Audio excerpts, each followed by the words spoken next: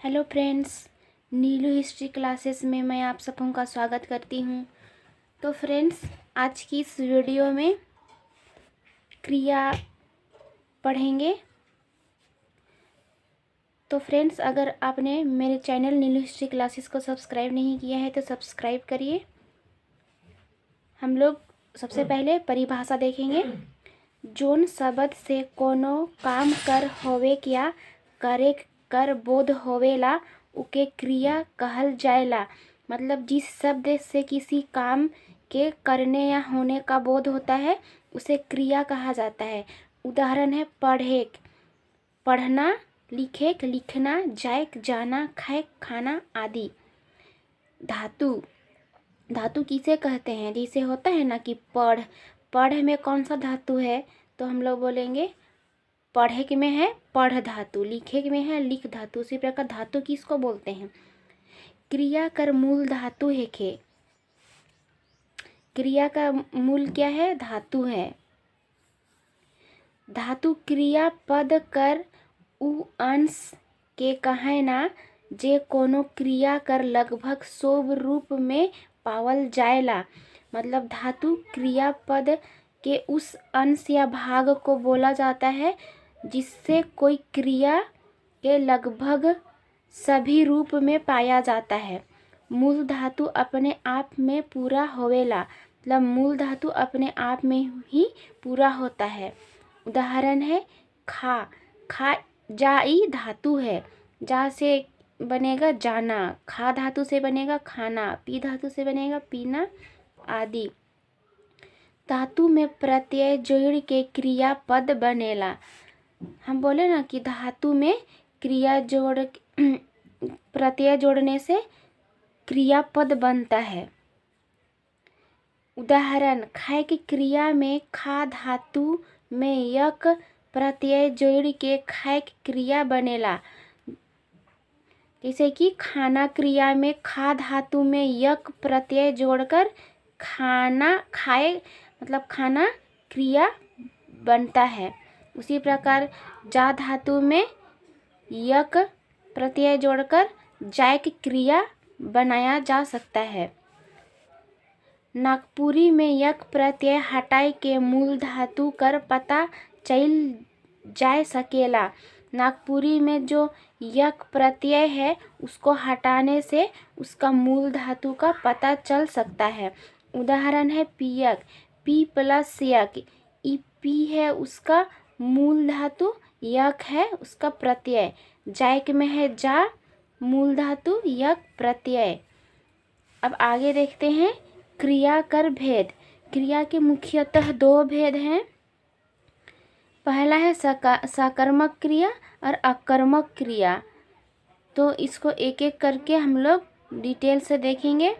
पहला है सकर्मक क्रिया। जोन वाक्य में क्रिया कर फल या प्रभाव कोनो दूसरा आदमी या वस्तु चाहे काम पर, यहाँ पे काम होगा, काम पर पड़ेला उके सकर्मक क्रिया कहल जाएला। मतलब जिस वाक्य में क्रिया का फल या प्रभाव किसी दूसरा आदमी, वस्तु या काम पर पड़ता है उसी को सकर्मक क्रिया कहा जाता है।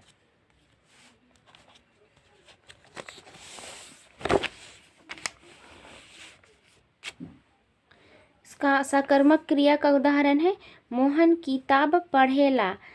मतलब मोहन किताब पढ़ता है। ई वाक्य में मोहन करता है खे।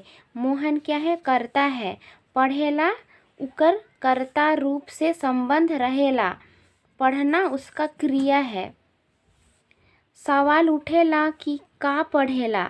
मतलब सवाल यह उठता है कि क्या पढ़ता है। जवाब है किताब पढ़ेला, उसका जवाब होता है किताब पढ़ेला। मोहन किताब पढ़ेला, मोहन का पढ़ेला, मोहन किताब पढ़ेला। मोहन करता है, पढ़ेला क्रिया है, उसका आंसर होगा का पढ़ेला, किताब पढ़ेला। ई लखे किताब कर सीधा संबंध पढ़े से है। मतलब ऐसे में किताब का सीधा संबंध किससे है? पढ़ने से है। हिया मोहन कर पढ़े फल कर्म माने किताब उपरे, कर्म किताब उपरे मतलब कर्म कर उपरे पढ़ेला। मतलब यहाँ पे मोहन ने जो पढ़ने का काम कर रहा है उसका फल किताब के ऊपर पड़ रहा है। सेहले पढ़े की क्रिया सकर्मक क्रिया कहलायला। दूसरा है अकर्मक क्रिया। अकर्मक कर माने होएला कर्म रहित। मतलब अकर्मक का अर्थ होता है मतलब कर्म बिना कर्म के, कर्म रहित। जे वाक्य में क्रिया के करे चाहे होवे में कर्म कर जरूरत नी होवेला उके अकर्मक क्रिया कहेना। मतलब कि जिस वाक्य में क्रिया के करने या होने से किसी कर्म का जरूरत नहीं पड़ता है उसी को बोलते हैं अकर्मक क्रिया। उदाहरण है सोहन पढ़ेला। सोहन पढ़ता है, मतलब सोहन करता है। यहाँ पे पढ़ेला क्रिया है, इसमें उसका आंसर नहीं आ रहा है, क्या पढ़ता है तो यहाँ पे होना चाहिए ना, वो नहीं आ रहा है। मतलब उसका आंसर, मतलब प्रश्न पूछने से उसका आंसर नहीं मिल रहा है, क्या पढ़ रहा है, तो उसको हम लोग बोल सकते हैं उस वैसे वाक्य को अकर्मक क्रिया। छौवा सुतेला, बच्चा सोता है, बच्चा सोता है। छोड़ी नाचेला, लड़की नाचती है। प्रस्तुत वाक्य मन में पढ़ेला, सुतेला, नाचेला में क्रिया कर फल सीधा कर्ता पर पड़ेला। ले इमन अकर्मक क्रिया मन है। मतलब इस वाक्य इन सब वाक्यों में पढ़ना, सोना, नाचना क्रिया का फल सीधा कर्ता पर पड़ रहा है। मतलब जो सोहन, छौवा, छोड़ी इस सब में पड़ रहा है, इसीलिए ये सब है अकर्मक क्रिया। अकर्मक क्रिया और सकर्मक क्रिया का उदाहरण हम लोग ऐसे देख सकते, कैसे पहचानेंगे हम लोग सकर्मक क्रिया और अकर्मक क्रिया है। सोहन के बाघ हबकलक, मतलब सोहन को बाघ ने चाप दिया। मतलब फिर उसका अकर्मक है बाघ हबकलक, बाघ ने चाप दिया। मतलब यहाँ पे सोहन करता है और यहाँ पे बाघ हबकलक, यहाँ पे करता नहीं है। फगनी के बिछी बिंधलक, मतलब फगनी को बिच्छू ने डंक मारा।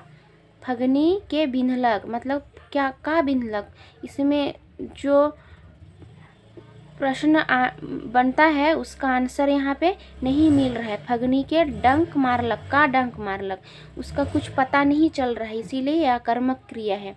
वो अपन मुड़ के खजुआलक, मतलब वो अपना सिर को खुजलाता है। उसी प्रकार वो खुजलायला, वो खुजलाया, मतलब किसको खुजलाया, क्या खुजलाया, इसका आंसर यहाँ पे नहीं मिल रहा है, तो ये अकर्मक क्रिया हो गया।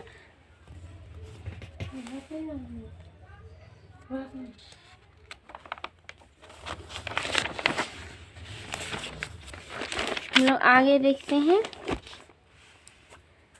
सकर्मक और अकर्मक क्रिया का लक्षण। सकर्मक और अकर्मक क्रिया का क्या लक्षण है उसको देखेंगे। सकर्मक और अकर्मक क्रिया के अलगठे मतलब सहजे चिन्हल जाएला। सकर्मक और अकर्मक क्रिया को सहज ही पहचाना जा सकता है। हम लोग यहाँ पे देखेंगे का या के जैसन सवाल करे से अगर कोनो जवाब मिले तो बुझे चाहिए कि क्रिया सकर्मक है के, और जवाब नहीं मिले तो बुझे चाहिए क्रिया अकर्मक है के। मतलब क्या, किसको, जैसे सवाल करने से अगर उसका कोई जवाब मिलता है तो हम लोग को समझ जाना चाहिए कि क्रिया सकर्मक है। और अगर हम लोग को क्या या किसका जिसे प्रश्न पूछने से उसका आंसर नहीं मिलता है तो हम लोग को समझ जाना चाहिए कि क्रिया आकर्मक है। उदाहरण है सोहन के बाघ हबकलक, इसमें सवाल है के हबकलक, मतलब किसको हबका, मतलब इसमें जो प्रश्न बन रहा है तो उसमें उसका आंसर निकल कर आ रहा है मोहन के, मतलब मोहन को बाघ ने चावा। फिर और दूसरा है का हबकलक, मतलब उसका आंसर मिल रहा है बाघ हबकलक। तो ये सकर्मक क्रिया है।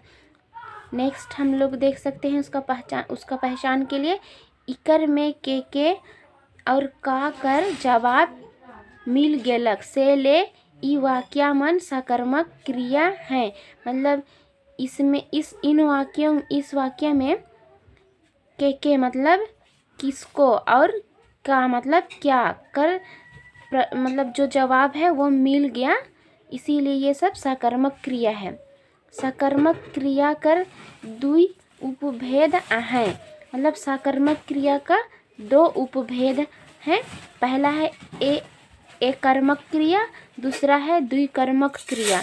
तो एक एक करके देखेंगे। पहला है एक कर्मक क्रिया। जे सकर्मक क्रिया मन में एके ठो कर्म होवेला उके एकर्मक क्रिया कहेना। मतलब जिस सकर्मक क्रिया से सिर्फ एक ही कर्म होता है उसी को हम लोग एकर्मक क्रिया कहते हैं। उदाहरण है सुनील पटिया फटफटिया चलाते हैं।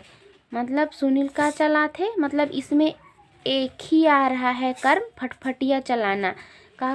सुनील फटफटिया चलाने का काम कर रहा है, मतलब मोटरसाइकिल चलाने का काम कर रहा है। प्रस्तुत वाक्य में फटफटिया एक ठो कर्म है के हम बताए ना ऊपर कि फटफटिया बस चला रहा है और दूसरा कार्य नहीं कर रहा है, इसीलिए एक कर्मक क्रिया है। दूसरा है द्विकर्मक क्रिया। जे सकर्मक क्रिया में दुई ठो कर्म होवेला उके द्विकर्मक क्रिया कहेना। मतलब जो सकर्मक क्रिया में दो कर्म होता है उसे हम लोग द्विकर्मक क्रिया बोलते हैं। उदाहरण है मरिया आयो हर के चिट्ठी लिखलक। इसमें इस वाक्य में चिट्ठी और आयो हर दुई ठो कर्म हैं। मतलब मरिया अपनी मम्मी को चिट्ठी लिखी। मतलब इसमें हम लोग देख सकते हैं इस वाक्य में कि मरियम किसको लिखी चिट्ठी, उस अपनी मम्मी को क्या लिखी, चिट्ठी लिखी। तो इसमें दो तरह का कर्म हो रहा है, एक चिट्ठी लिखने का और किसको। मतलब इसमें दो प्रश्न बन रहे हैं और प्रश्न का किसको और क्या, और प्रश्न के दो आंसर मिल रहे हैं। चिट्ठी क्या लिखी, चिट्ठी लिखी, किसको लिखी, अपनी मम्मी को लिखी। तो ये सब इसीलिए दो कर। फ्रेंड्स, तो इस वीडियो का पार्ट 2 हम लोग अगला वीडियो में देखेंगे। तो फ्रेंड्स, मेरे चैनल नीलू हिस्ट्री क्लासेस को सब्सक्राइब करिए और वीडियो अच्छा लगा तो वीडियो को लाइक करिए और शेयर करिए।